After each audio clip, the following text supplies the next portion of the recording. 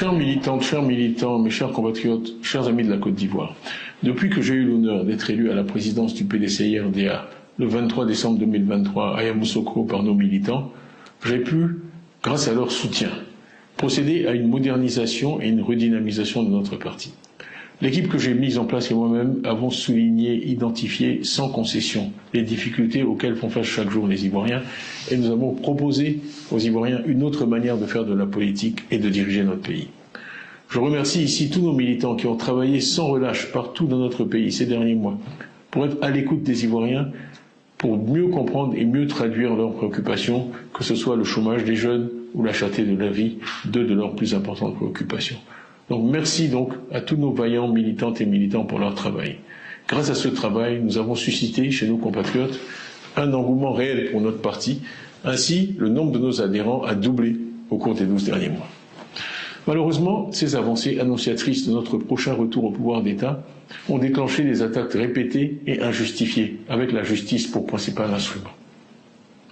En effet, depuis plusieurs mois, le PDCI-RDA et moi-même sommes l'objet d'un harcèlement judiciaire inique et insidieux, orchestré dans l'ombre, mais porté à visage découvert par des personnes manipulées, avec pour seul objectif de nous écarter de la vie publique et politique, de nous priver de nos droits fondamentaux de citoyens et de porter atteinte à ma dignité, allant jusqu'à me contester ce qui est le socle de toute existence humaine, ma nationalité.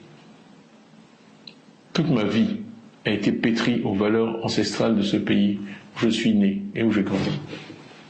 L'éducation que m'ont inculquée mes parents est fortement inspirée de la philosophie humaniste faite de paix, de respect de la personne humaine, de tolérance, de rejet de toute forme de violence que le père fondateur de la nation ivoirienne, Félix Houphouët-Boigny, nous a légué.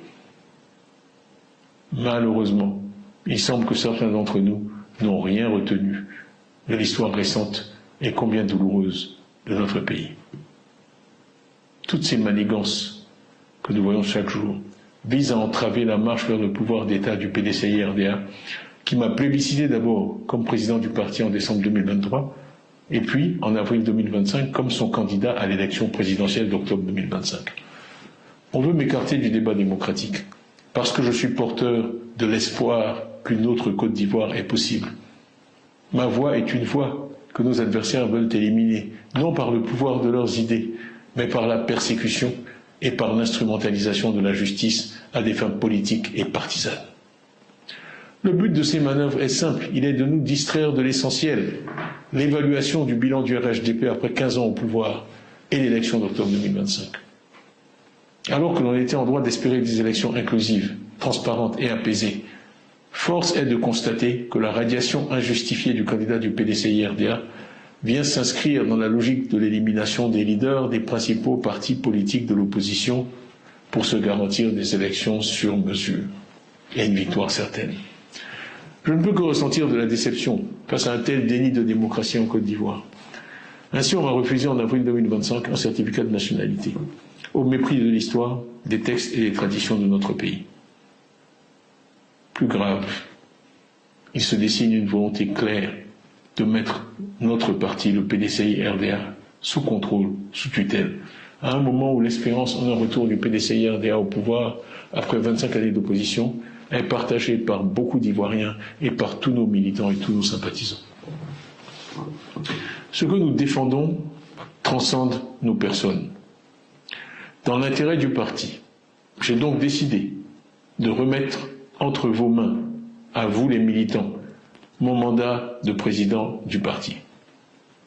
Cette décision ne change rien à l'engagement que j'ai pris en décembre 2023 de conduire personnellement notre parti à la victoire en octobre 2025 pour libérer notre pays de la peur et de l'injustice, et je le ferai.